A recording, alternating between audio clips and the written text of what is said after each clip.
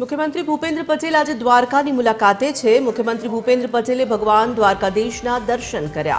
ભૂપેન્દ્ર પટેલે ભગવાન દ્વારકાધીશના દર્શન કરી વિધિવત રીતે પાદુકા પૂજન કરી ધન્યતા અનુભવી હતી।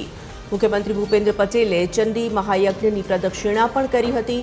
મુખ્યમંત્રી ભૂપેન્દ્ર પટેલની આ મુલાકાતથી સમગ્ર દ્વારકા પંથકમાં ભક્તિ અને ઉત્સાહનો બેવડો માહોલ જોવા મળ્યો હતો।